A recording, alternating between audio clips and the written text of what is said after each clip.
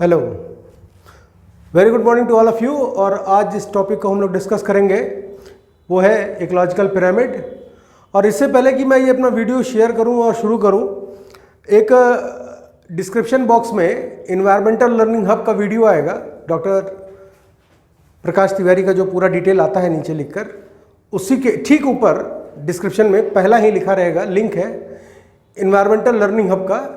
तो उस चैनल को आप ज़रूर सब्सक्राइब करिएगा, क्योंकि उसमें एयर पोल्यूशन की सीरीज चल रही है और वो अंकुर सर के द्वारा बनाया जा रहा है, जो असिस्टेंट प्रोफेसर हैं इन्वायरमेंटल साइंस के हमारे यहाँ। तो शुरू करते हैं अपना आज का जो डिस्क्रिप्शन क्लास है। ये क्लास बेसिकली एक्सप्लेनेशन के लिए मैंने बनाया है, क्योंकि not 100 books can replace teacher and not 100 videos can replace a classroom teaching. ठीक है, जो यहाँ हम पढ़ा रहे हैं वो यहाँ पर आपके आई बटन में ऊपर बनकर चला आएगा। उस सारे वीडियोस आई बटन में रहेंगे नोट्स के फॉर्म में, आप उसको देख लीजिएगा, आप अपने लिए इसका इस्तेमाल कर लीजिएगा। यहाँ पर केवल आप समझिए, केवल समझिए कि हम कह क्या रहे हैं और हमें करना क्या है। तो इकोलॉजिकल पिरामिड से शुरू करते हैं। अब इकोलॉजिकल पिरामिड जो है वो आप देखे होंगे, कई प्रकार का है। वीडियो में, पिरामिड के वीडियो में देखा होगा आपने। ठीक, तो एक इकोलॉजिकल पिरामिड आपको जो है वो मिलेगा पिरामिड ऑफ नंबर का। सबसे पहला पिरामिड है नंबर। फिर आप देखेंगे कि इकोलॉजिकल पिरामिड आपको मिलेगा प्रोडक्टिविटी। फिर इकोलॉजिकल पिरामिड मिलेगा आपको एनर्जी। फिर इकोलॉजिकल पिरामिड आपको मिलेगा बायोमास। तो आपको 4 अलग अलग इकोलॉजिकल पिरामिड को पढ़ना है। इससे पहले कि हम इन पिरामिड्स को एक्सप्लेन करें, थोड़ा सा और इसको हम ब्रीफ कर रहे हैं। इकोलॉजिकल पिरामिड में पिरामिड ऑफ नंबर्स की बात करते हैं। तो पिरामिड ऑफ नंबर्स आप देखिए, 2 ही तरीके के इकोसिस्टम होते हैं, आइदर इट इज टेरेस्ट्रियल और एक्वाटिक। तो pyramid of number in case of terrestrial, तो टेरेस्ट्रियल इकोसिस्टम भी 2 प्रकार का बनता है आपका। एक बनेगा ग्रासलैंड, एक बनेगा फॉरेस्ट। तो जो आपका ग्रासलैंड है उसका पिरामिड होगा अपराइट। जो टेरेस्ट्रियल है, जो फॉरेस्ट एरिया, टेरेस्ट्रियल में फॉरेस्ट एरिया, ये हम जो पढ़ रहे हैं it is pyramid of number. ध्यान रखिएगा, कंफ्यूज मत होइएगा, नंबर की बात कर रहा हूं, संख्याओं की, कैलकुलेटेड वैल्यू, हेड काउंट्स जिसको कहते हैं। तो इकोलॉजिकल पिरामिड ऑफ नंबर 2 प्रकार का होता है। एक होता है आपका टेरेस्ट्रियल और एक होता है आपका एक्वाटिक। टेरेस्ट्रियल 2 प्रकार से बांटा गया है, एक ग्रासलैंड है और दूसरा है आपका फॉरेस्ट। पिरामिड कई शेप में भी होते हैं, जैसे कि इकोलॉजी में डिस्कस है। एक होता है आपका पिरामिड ऑफ जो है अपराइट। एक पिरामिड होगा आपका अपराइट, जो आप ये देख रहे हैं ये अपराइट है। अब हम जो पढ़ेंगे वो नए तरीके के पिरामिड है। ठीक है, फॉरेस्ट में जब पिरामिड हम बनाएंगे तो उसका जो शेप होगा वो कुछ इस तरह होगा। अभी हम इसको और ब्रीफ करेंगे, परेशान मत होइएगा। ठीक है, इस शेप को हम कहेंगे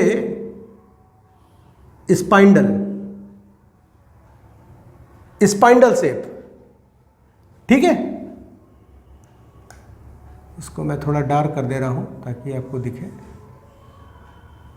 ठीक, स्पाइंडल शेप। अब ये स्पाइंडल शेप जो है आपका, ये भी पिरामिड ही है, पर ये स्ट्रक्चरली स्पाइंडल है। ये नए प्रकार है स्पाइंडल। बहुत जगह किताबों में भी बना हुआ है पिरामिड ही, पर exactly the answer is spindle. Now talking about aquatic. Aquatic में जब हम पिरामिड ऑफ नंबर की बात करेंगे, संख्याओं की बात करेंगे, तो ये हमेशा अपराइट होगा। देख रहे हैं एक्वाटिक में। अब आइए ये तो हो गया आपका pyramid of number. Pyramid of number किसमें? टेरेस्ट्रियल में, पिरामिड ऑफ नंबर एक्वाटिक में। टेरेस्ट्रियल को हमने दो भागों में बांटा, ग्रासलैंड एंड फॉरेस्ट। ग्रासलैंड का पिरामिड अपराइट, फॉरेस्ट का पिरामिड स्पाइंडल और एक्वाटिक में pyramid of number upright. Okay, अब आइए पिरामिड ऑफ एनर्जी की बात करते हैं। Pyramid of energy always upright. Pyramid of energy किसी भी इकोसिस्टम में होगा वो हमेशा ही अपराइट होगा। फिर पिरामिड ऑफ बायोमास, बायोमास की बात करें तो ये मेजरली दो प्रकार में दिखेंगे आपको, एक आपको टेरेस्ट्रियल में दिखेगा, एक एक्वाटिक में दिखेगा। ठीक है, पिरामिड ऑफ बायोमास की बात कर रहा हूं, टेरेस्ट्रियल इकोसिस्टम में दिखेगा और एक एक्वाटिक इकोसिस्टम में दिखेगा। टेरेस्ट्रियल इकोसिस्टम में जो पिरामिड ऑफ बायोमास है वो अपराइट होगा, पिरामिड ऑफ बायोमास अपराइट होगा। और पिरामिड ऑफ बायोमास जो एक्वाटिक इकोसिस्टम में होगा वो इन्वर्टेड होगा, अपराइट, इन्वर्टेड, स्पाइंडल। तीन प्रकार के पिरामिड्स हैं। पिरामिड ऑफ प्रोडक्टिविटी की बात कर लें। पिरामिड ऑफ प्रोडक्टिविटी डिपेंड करती है नंबर ऑफ स्पीसीज काउंट पे, तो ये भी अपराइट होगी, जनरल सी बात है, ये भी अपराइट होगा। ठीक, अब आप इसका एक स्क्रीनशॉट अपना ले लीजिए और हम एक एक पिरामिड को डिफाइन करते हुए चलते हैं। ठीक है, एक एक पिरामिड को हम डिफाइन करते चलते हैं। सबसे पहले जो पिरामिड को हम डिफाइन करेंगे वो पिरामिड ऑफ नंबर होगा, पर हर पिरामिड का एक स्ट्रक्चर होता है, मूलभूत स्ट्रक्चर, तो हम उस स्ट्रक्चर को पहले इलैबोरेट करते हैं। स्ट्रक्चर को पहले हम इलैबोरेट करते हैं।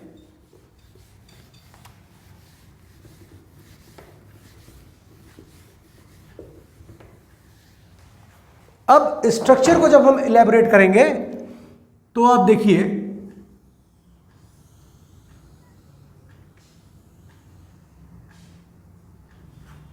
ये है इकोलॉजिकल पिरामिड। अब ये चाहे उल्टा हो सीधा हो उससे मतलब नहीं, पहले स्ट्रक्चर को समझिए आप। दो तरीके के पिरामिड होंगे मेजरली, एक होता है अपराइट, एक होता है इन्वर्टेड। तीसरा पिरामिड जो होता है वो फॉरेस्ट के लिए होता है, पैरासिटिक इकोसिस्टम में काम करता है, और वह पिरामिड होता है स्पाइंडल शेप का। तो तीनों का स्ट्रक्चर हम समझेंगे। पहले हम अपराइट को समझते हैं। अपराइट को समझेंगे। सबसे नीचे पायदान पे होगा प्रोड्यूसर, इसी को हम ऑटोट्रॉफ कहते हैं। फिर प्राइमरी कंज्यूमर, फिर secondary consumer and the top most top consumer. ठीक है, autotroph producers, primary consumer heterotroph, सब वो आई बटन के वीडियो में आएगा, आप उसे देख लीजिएगा, पूरा नोट्स में बना हुआ है। यहां पर हम डिस्कस कर रहे हैं, एक्सप्लेन कर रहे हैं पूरे मैकेनिज्म को। Secondary consumer carnivores, top consumer omnivores. अब हर पिरामिड में ये जो आप ब्लॉक्स देख रहे हैं, एक ब्लॉक ये, एक ब्लॉक ये, एक ब्लॉक ये, एक ब्लॉक ये, इनको जो है कहते हैं हम ब्लॉक्स को लेवल, ट्रॉपिक लेवल, और इनकी मार्किंग भी होती है। Trophic level first trophic level, second trophic level आपका है ये, आप ऐसे लिख सकते हैं, ट्रॉपिक लेवल 2, ट्रॉपिक लेवल 3 और ट्रॉपिक लेवल 4। 4 अलग अलग ट्रॉपिक लेवल हो गए। ठीक है, इसका आप एक स्क्रीनशॉट ले लीजिए। ये अपराइट पिरामिड है। क्या हो कि पिरामिड को हम उलट दें, क्या हो कि इस पिरामिड को यहां से पकड़े और इसको नीचे ले आवे। तो अभी आप देखिए,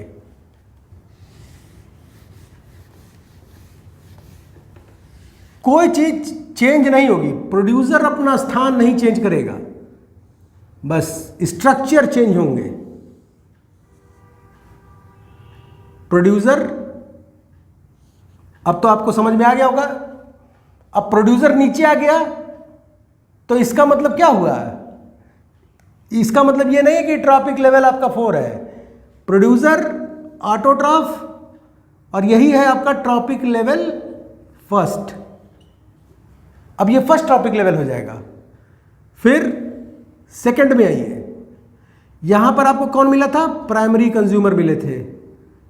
प्राइमरी कंज्यूमर जो मिले थे ये थे हर्बीवोरीज और ये थे आपके ट्रॉपिक लेवल 2। फिर आइए secondary consumer, carnivores, trophic level 3। Tertiary consumer या टॉप कंज्यूमर, टर्सरी और टॉप, टर्शरी और टॉप कंज्यूमर, ये था ट्रॉपिक लेवल 4। ठीक है, ये हो गया आपका इनवर्टेड पिरामिड। क्या नहीं चेंज हो रहा है, इसको समझिएगा। चेंज नहीं हो रहा है प्रोड्यूसर और प्राइमरी, सेकेंडरी और टॉप कंज्यूमर का स्थान, बस खाली पिरामिड का स्ट्रक्चर आउटर चेंज हो रहा है। अब आइए, इसका स्क्रीनशॉट आप ले लीजिए, आपके नोट्स के लिए, पढ़ने के लिए, एक्सप्लेनेशन के लिए काफ़ी है ये। अब चलते हैं स्पाइंडल शेप। यह पिरामिड कैसा था? Inverted, inverted pyramid. अपराइट होगा या इन्वर्टेड होगा। अब आइए हम बात करते हैं स्पाइंडल की। स्पाइंडल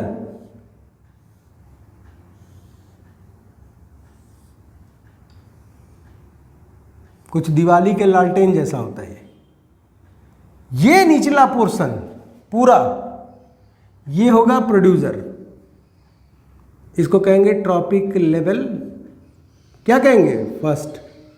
ये होगा ऑटोट्रॉफ, भाई प्रोड्यूसर हमेशा ऑटोट्रॉफ होंगे। फिर ऑटोट्रॉफ होंगे या कीमो ऑटोट्रॉफ होंगे। कुछ ऐसे स्पीशीज हैं जो केमिकल कंपोजिशन के द्वारा जो है, जैसे समुद्र के गहराई में रहने वाले जीव जंतु अपना खाना कंपोनेंटल आधार पर बनाते हैं, तो इसलिए वो कीमो ऑटोट्रॉफ। अब यहां पे क्या था? Primary consumer. यहां क्या था? Primary consumer. प्राइमरी कंज्यूमर कार्निवोरीज है। ट्रॉपिक लेवल इसका हो गया 2।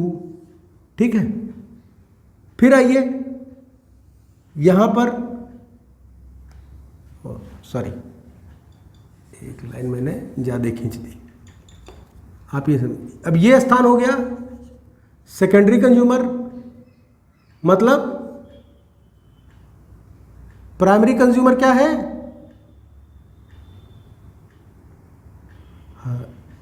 हर्बीवोरीज। सेकेंडरी कंज्यूमर हुआ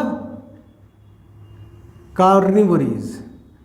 ये हो गया आपका ट्रॉपिक लेवल 3 और ये ऊपर है आपका टॉप कंज्यूमर, ये हो गया ट्रॉपिक लेवल 4। ठीक है, तो ये पिरामिड है स्पाइंडल शेप का। Spindle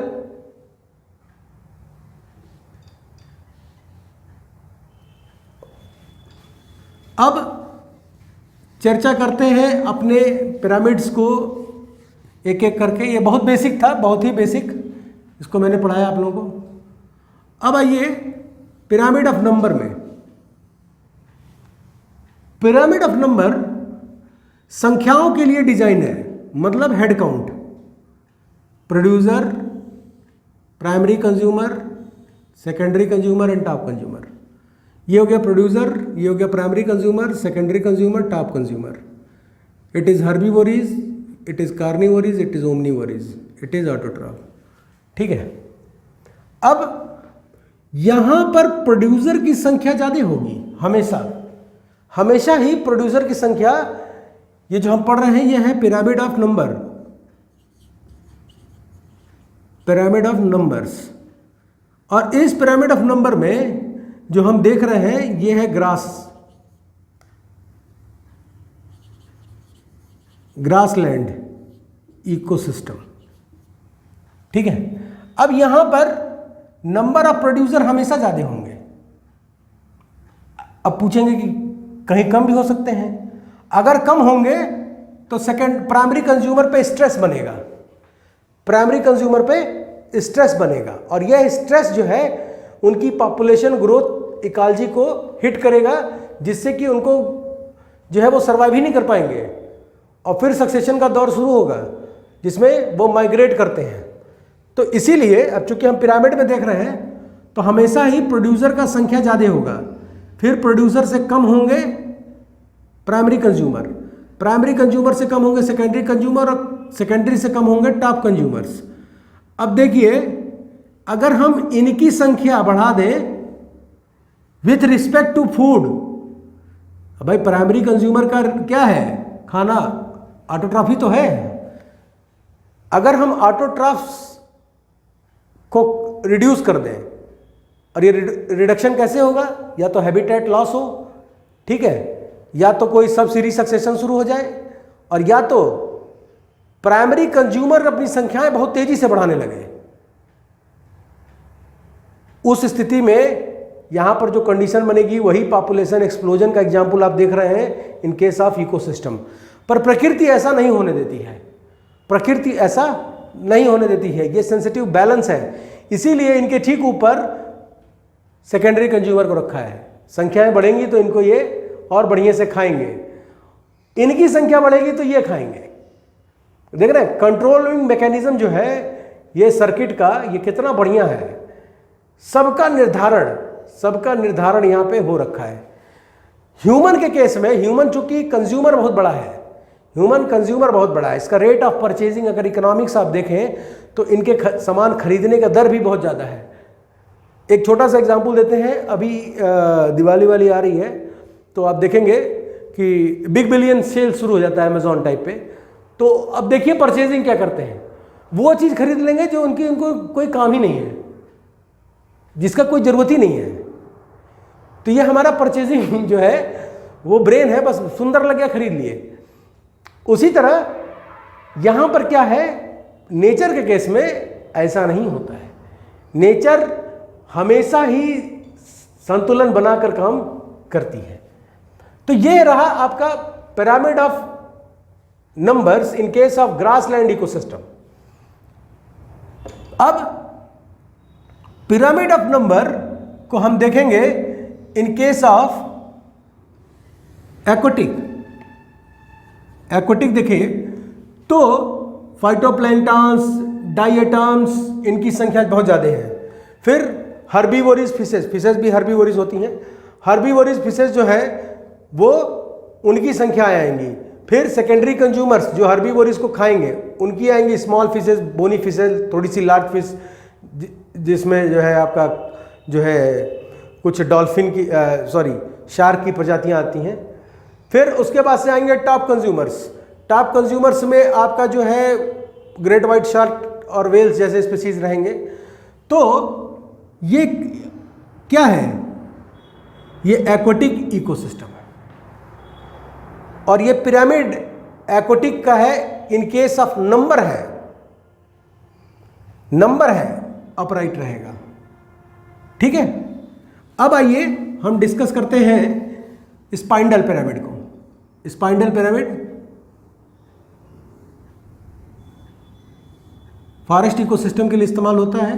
producer, primary consumer, secondary consumer and top consumer, ठीक है।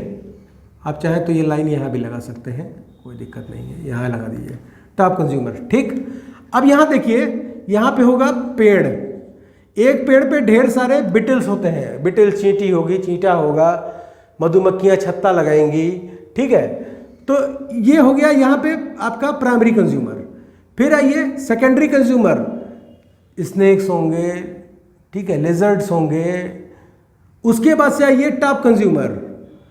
टॉप कंज्यूमर में आप क्या आ जाएंगे, गौरैया आ जाएगा अगर छोटी दरख्त के पेड़ हैं तो। बड़ी दरख्तों के पेड़ हैं तो उसमें आपको वल्चर, ईगल, ये सब आपको देखने को मिलेंगे।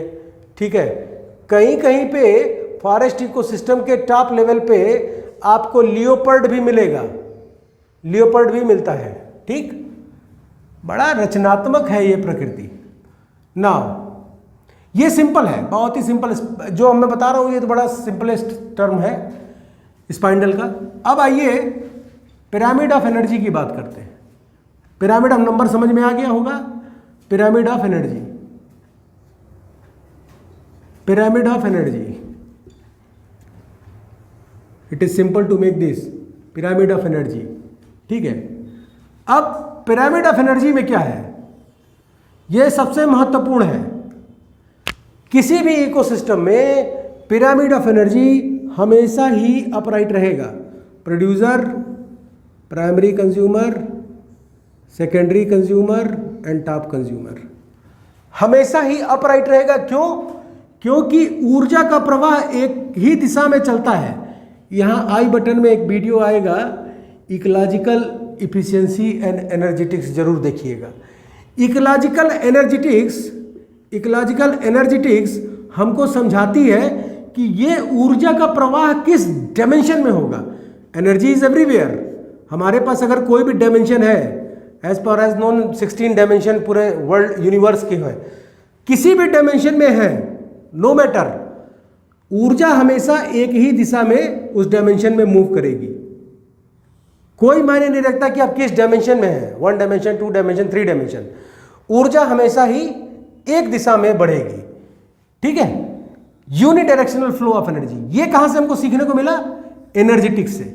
और इकोलॉजिकल इफिशिएंसी क्या बताता है, ये वीडियो देखिएगा जरूर, इसमें वाला बहुत ही इफिशिएंसी का बहुत ही मजेदार है। इफिशिएंसी बताता है कि इसी एनर्जेटिक्स से इफिशिएंसी, और इसको समझिए आप, टोटल इकोलॉजी में जो ट्रांसफॉर्मेशन ऑफ ऊर्जा हो रहा है, वह प्रक्रिया लास्ट में जो बायोमास बना देती है, उसी को हम इफिशिएंसी में देखते हैं। कैसे, समझिए। हर प्रोड्यूसर अपना अपना जो है उनका बायोमास होता है। अब बायोमास वो बनाते हैं, भाई हम खाना खा रहे हैं, पेड़ पानी पौधा न्यूट्रिएंट ले रहा है, वो क्या कर रहा है? अपना बायोमास बना रहा है। बायोमास बनाने में ऊर्जा का ट्रांसफॉर्मेशन होता है। जैसे मान लीजिए कि हमने सेब खाया तो खाने के बाद मैंने उसको पचाया, ब्लड में घुला, प्रोटीन वोटीन सब गया, तो जो उसके बाद से जो हमारा फैट में डिपॉजिट होगा, जो हमारे शरीर में जो मसल्स में डिपॉजिट हो रहा है, वो हमारे बायोमास को बिल्डअप करता है। यही बायोमास फिर कोई अगर हमारे को खा गया तो उसमें चला जाएगा। ठीक है, तो अब ये बनाने में जो ऊर्जा लगेगी, इस सेब को खाकर जो हमने खाया, उसमें जो ऊर्जा लगेगी वो पूरे सेब में मौजूद ऊर्जा का 10 ही % है। बाकी रेस्ट मैकेनिज्म में, खाने में, पचाने में, ब्लड सर्कुलेशन में वेस्ट हो जाता है। और किस फॉर्म में वेस्ट होगा? In form of heat. Energy जो लिबरेट होगी हर ट्रॉपिक्स पे, वो होगी इन फॉर्म ऑफ हीट। ठीक है, और अब यहां पे क्या हो रहा है? यहां पे बायोमास है, ये बायोमास, और यही बायोमास को फिर प्राइमरी कंज्यूमर ने कंज्यूम किया, फिर इसी को सेकेंडरी कंज्यूमर ने कंज्यूम किया, फिर इसी को टर्सरी कंज्यूमर ने कंज्यूम किया। ठीक है, हम बायोमास का ट्रांसफॉर्मेशन देख रहे हैं, और बायोमास के ट्रांसफॉर्मेशन में जब भी स्पीशीज कोई स्पीशीज को खाता है तो जो ऊर्जा इसके अंदर होगी, प्रोड्यूसर में सबसे ज़्यादा एनर्जी है। मान लीजिए कि आपका 1000 किलो कैलोरी एनर्जी है। ठीक है, अब ये इसको खा गया तो इसके में आया 100, फिर इसको खाया, इसमें आया 10। ठीक है, ये क्या हो रहा है? ये सेगमेंट क्या दिखा रहा है आपको? एनर्जी घट रही है, और जो ये घटना है ये किस फॉर्म में निकल रही है? Heat, liberate in the form of heat. तो ये बायोमास जो ट्रांसफॉर्मेशन हो रहा है, ये यहां पे बचा 1, ये जो बायोमास ट्रांसफॉर्मेशन हो रहा है यही हमको इफिशियंसी से पता चलता है। ठीक है, तो pyramid of energy always upright होगा, हर केस में अपराइट होगा, चाहे एक्वेटिक पढ़िए, चाहे टेरेस्ट्रियल पढ़िए, चाहे कोई भी इकोसिस्टम। अब आगे चलते हैं, नेक्स्ट था पिरामिड ऑफ बायोमास। इसकी अभी तक हम लोग चर्चा ही कर रहे हैं। पिरामिड ऑफ बायोमास वही इकोलॉजिकल एफिशिएंसी, मतलब किसी भी इकोलॉजी के क्षमता कि वो कितना बायोमास जनरेट कर सकता है, वही इकोलॉजिकल एफिशिएंसी कहलाती है किसी भी इकोलॉजी की। अब देखिए, pyramid of biomass in case of grassland ecosystem, producer, primary consumer, secondary consumer and top consumer. हमेशा ही नीम का पेड़ बहुत मोटा है, ठीक है, उसको कंज्यूम करने वाला स्पीशीज उससे हल्का ही होगा, समझ रहे हैं। तो बायोमास रिड्यूस होता जाता है, बायोमास रिड्यूस होता है, परंतु नंबर ऑफ प्रोड्यूसर, हमारे पास कितना परसेंट लैंड एरिया है, 70% पानी, H2O है धरती पर, ठीक है, आप वाटर लिखिए, आप H2O मतलब बहुत दिक्कत है। फिर इसके बाद 30% लैंड है, तो 30% लैंड एरिया पे जो प्रोड्यूसर है उनका जो टोटल वेट होगा वो जो 30% लैंड एरिया पे मौजूद प्राइमरी कंज्यूमर है उनसे हमेशा ज़्यादा होगा, तभी ये इक्विलिब्रियम बना हुआ है। अब इसका बायोमास इसकी तुलना में ज़्यादा है, इसका बायोमास इसकी तुलना में ज़्यादा है, इसका बायोमास इसकी तुलना में ज़्यादा है, ठीक है। तो जब नीचे से ऊपर की तरफ हम मूव करेंगे तो बायोमास रिड्यूस हो जाएगा, और बायोमास के रिडक्शन से एक चीज और आई बटन में आएगी, प्रोडक्टिविटी देखिएगा, ठीक है। प्रोडक्टिविटी डिक्रीज कर जाती है, प्रोडक्टिविटी डिक्रीज करती है। पिरामिड ऑफ प्रोडक्टिविटी अभी समझा रहे हैं, उसको भी आप देखिए, सारे पिरामिड एक दूसरे से इंटरलिंक्ड है। यहां पर प्रोडक्टिविटी कम होगी इन कंपेरिजन टू दिस, हमेशा ही। क्यों? क्योंकि यह नंबर ज्यादा है, इनका वेट ज्यादा है, ठीक है, बायोमास ज्यादा है, और जैसे जैसे ऊपर जा रहे हैं बायोमास गिरता चला जा रहा है। अब इसी चीज को हम एक्वेटिक में देखते हैं तो थोड़ा सा मजेदार किस्सा बनता है, यहीं पे सर घूम जाता है। अब ये देखिए, एक्वेटिक का पिरामिड उलट गया, शीर्षासन हो रहा है। कैसे हो रहा है? फाइटोप्लैंक्टन, फिर स्मॉल फिशेज, फिर इसके बाद से आपका जो है, ऐसे इसको समझें और सरल रहेगा, producer, primary consumer, secondary consumer and top consumer. Phytoplankton, zooplankton, diatoms, बैथम्स सब यही रहते हैं, ठीक है। फिर इसके बाद से आपको यहाँ पे मिलेंगे हर्बीवोरस फिशेस, हर्बीवोरस फिशेस भी होती हैं। फिर सेकेंडरी मिलेंगे जो आपको इसके ऊपर डायरेक्ट निर्भर होंगे। फिर टॉप कंज्यूमर मिलेंगे, टॉप कंज्यूमर जो इस पे और इस पे दोनों पे डिपेंडेंट होंगे, लार्ज फिशेस, ठीक है। अब आप सोच रहे हैं कि प्लैंक्टन की संख्या तो फाइटोप्लैंक्टन की संख्या तो बहुत ज़्यादा है, परंतु ये उलट दिए पिरामिड। शीर्षासन क्यों हो रहा है पिरामिड में? इसका जो कैलकुलेशन है उसको आप समझिए। अभी तक हम लैंड एरिया का समझ रहे थे, अब आप पानी का समझिए। 70% धरती के भूभाग पे जो समुद्र है, उस पूरे समुद्र का अगर हम प्लैंक्टन को बायोमास निकालें तो भी वो अपने प्राइमरी कंज्यूमर से कम होगा। पूरे समुद्र का 70% का प्राइमरी कंज्यूमर का बायोमास निकाले तो सेकेंडरी कंज्यूमर से कम होगा, और पूरे समुद्र के सेकेंडरी कंज्यूमर का बायोमास निकाले तो टर्सरी कंज्यूमर से कम होगा। यहां पर ये उलटता इसलिए है क्योंकि टर्सरी कंज्यूमर की साइज भी ज्यादा है, साइज भी ज्यादा है, उनका बायोमास भी ज्यादा है, उनका वेट भी ज्यादा है, ठीक है। इसीलिए इसको उलटते हैं यहां पे, और इनका वेट और ये सब कम है। अब सोच रहे हैं यहाँ इकोलॉजिकल इम्बैलेंस हो जाना चाहिए, क्यों नहीं होता है? यहाँ इकोलॉजिकल इम्बैलेंस है, भाई प्रोड्यूसर कम है, प्राइमरी कंज्यूमर ज़्यादा, कैसे जिंदा रहेंगे? रहते हैं। क्योंकि यहां पर भी फूड वेब ही चलता है। नेचर की बात करें तो फूड वेब ही एग्जिस्ट करता है। नेचर में फूड वेब एग्जिस्ट करता है। अगर नेचर में हम फूड चेन की बात करें तो फूड चेन नहीं एग्जिस्ट करता, ठीक है। और यही मल्टी डिपेंडेंसी ऑफ कंपोनेंट जो है इस इक्विलिब्रियम को मेंटेन किए रहती है। इसके बाद फिर सेकेंडरी कंज्यूमर आइए। अब सेकेंडरी कंज्यूमर ज्यादा है, ठीक है, प्राइमरी कंज्यूमर की अपेक्षा। तो यहां पर इसका हम जो देख रहे हैं डिपेंडेंसी भी ज्यादा है, प्लस ये जो डिफरेंशिएशन हो रहा है टॉपिक्स में ये इनके वेट के अकॉर्डिंग हो रहा है। हमें नंबर से कोई लेना देना नहीं है। हमें बस ये समझिए कि यहां पर भी मल्टी डिपेंडेंसी है, यहां पर भी मल्टी डिपेंडेंसी है और यहां पर भी मल्टी डिपेंडेंसी है, परंतु हम हर टॉपिक का भार देख रहे हैं। इनका वेट, इनका वेट, इनका वेट और इनका वेट। वेट ही बायोमास है और इसी के कारण यह पिरामिड इन्वर्टेड बनता है। अब इसके बाद लास्ट एक पिरामिड है, वो है pyramid of productivity. Pyramid of productivity. Pyramid of productivity पूरे इकोलॉजी के पिरामिड को एक नए पायदान पे ले आके खड़ा कर देता है, पूरे इकोलॉजिकल पिरामिड को। बहुत सारे जो है वीडियोस में पढ़ाया गया है इकोलॉजी एंड एनवायरनमेंट, ये दो चीज़ें एक साथ पढ़ा दिए गए हैं, वो गलत है। तीन चीज़ों को एक साथ पढ़ाते हैं, 10% लॉ, इकोलॉजिकल एफिशिएंसी और एनर्जेटिक्स। ये टेक्निक सही नहीं है।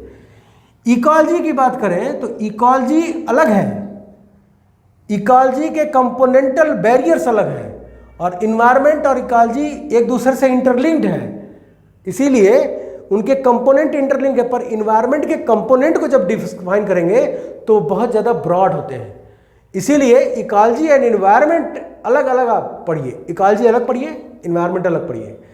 इन्वायरमेंट एक अम्ब्रेला टर्म है जिसके अंदर ecology, ecosystem, food chain, food web, पूरा इन्वायरमेंट, कुछ बचा नहीं है। नैनो टेक्नोलॉजी तक इन्वायरमेंटल साइंस में इंप्लीमेंट होता है, तो ये सब आ जाता है, ठीक है। तो इकोलॉजी एंड इन्वायरमेंट कहना गलत है। आप इन्वायरमेंट अलग, इन्वायरमेंट का अलग कंपोनेंट, इकोलॉजी का अलग, इकोसिस्टम का अलग हिसाब किताब। ये सारा चीज सिस्टमेटिक रखिए, कंफ्यूज कर देगा आपको। अभी इसके बाद आर्ट इकोलॉजी और सीन इकोलॉजी का दो अलग अलग वीडियो बनेगा। तो हम पढ़ रहे हैं pyramid of productivity. Productivity, producer, primary consumer, secondary consumer and top consumer. जिसकी संख्या ज्यादा उसका रेट ऑफ प्रोडक्शन ज्यादा, जिसकी संख्या ज्यादा उसका रेट ऑफ प्रोडक्शन। इनकी संख्या कम, इनका रेट ऑफ प्रोडक्शन कम, इनकी संख्या कम, इनका रेट ऑफ प्रोडक्शन कम। मतलब pyramid of productivity is related to pyramid of numbers. इसीलिए पिरामिड ऑफ प्रोडक्टिविटी किसी भी इकोसिस्टम बनाएंगे हमेशा ही अपराइट बनेगी, इन्वर्टेड नहीं बनेगा। अब इसी चीज को हम बायोमास के केस में देखें। जैसे मान लीजिए इसी चीज को हम बायोमास में देखें, ये पिरामिड ऑफ प्रोडक्टिविटी है, वो आई बटन में है, आ जाएगा आपके पास। प्रोड्यूसर की संख्या ज्यादा, प्राइमरी कंज्यूमर की उससे कम, सेकेंडरी कंज्यूमर की उससे कम और इनकी इससे कम, ठीक है। तो pyramid of energy, pyramid of productivity, ये दो ऐसे हैं जो हमेशा ही अपराइट बनेंगे, ठीक है। अब आइए बात करते हैं, इसी चीज को हम बायोमास में देखें। जिस इकोसिस्टम में बायोमास प्रोड्यूसर का ज्यादा है वो हमेशा ही अपराइट है। देखना है, ये आप जो पढ़ रहे हैं वो पिरामिड ऑफ बायोमास, बायोमास में देख रहे हैं। अब यहां producer, primary consumer, secondary consumer, top consumer, इनकी नंबर ज्यादा, इनका बायोमास ज्यादा, ठीक, नीचे आ गए। यही चीज अब आप पिरामिड, ये ग्रासलैंड में देख रहे हैं। अब आप आइए उसमें एक्वेटिक में, एक्वेटिक में देखिए, इनका वजन ज्यादा, ये ऊपर, इनका नंबर ज्यादा, प्रोड्यूसर का नंबर ज्यादा है परंतु भार बहुत कम है। और यहां पे हम भार की बात कर रहे हैं, इसीलिए प्रोड्यूसर नीचे, सेकेंडरी, प्राइमरी कंज्यूमर, उसके ऊपर सेकेंडरी कंज्यूमर, उसके ऊपर and now finally top consumer. ठीक है, अब समझ में आया। अब देखिएगा, अगर हम पिरामिड ऑफ बायोमास से प्रोडक्टिविटी को एक्सप्लेन करें, इनका प्रोडक्शन कम है तभी इनकी संख्या कम है। समझ रहे हैं? इनका प्रोडक्शन कम है तभी इनकी संख्या कम है। संख्याएं कम होंगी, पिरामिड ऑफ नंबर्स में संख्याएं कम मतलब प्रोडक्शन कम, संख्याएं ज्यादा मतलब प्रोडक्शन ज्यादा। पर एक्वेटिक के केस में इसका इन्वर्टेड होने का सिर्फ एक कारण है, भार, वेट। और वेट ज्यादा होने के कारण टॉप कंज्यूमर ऊपर आ जाएंगे, जो आपके टर्सरी हैं, और आपके जो सेकेंडरी कंज्यूमर है उनके नीचे, प्राइमरी कंज्यूमर उनके नीचे और प्रोड्यूसर उनके नीचे। सारे लिंक्स आई बटन में आ जाएंगे, आप इसको देख लीजिएगा। किसी भी प्रकार का क्यूरी हो, कोई कंफ्यूजन हो तो आप जो है जरूर पूछिएगा। हम लोग का इस पर नीचे व्हाट्सअप नंबर भी दिया हुआ है, और मैं डिस्क्रिप्शन में फिर बता दे रहा हूँ कि इन्वायरमेंटल लर्निंग हब का वीडियो आएगा, उसको आप जरूर देखिएगा। डिस्क्रिप्शन में नीचे लिंक दिया हुआ है, उसको शेयर कर लीजिएगा। उसमें बहुत सारी जानकारियाँ हैं। उसमें इस समय एयर पोल्यूशन को लेकर सीरीज चल रही है, तो वो बहुत ज़्यादा यूज़फुल है फॉर नेट, गेट, और जो है आपका यूजीसी का जो एमएससी और बीएससी में जो सिलेबसेस हैं वो सारा कवर करते हुए चल रहे हैं। वो अंकुर सर हैं, KNIPSS नए के सुल्तानपुर के। थैंक यू वेरी मच और हैव अ नाइस डे। चाओ।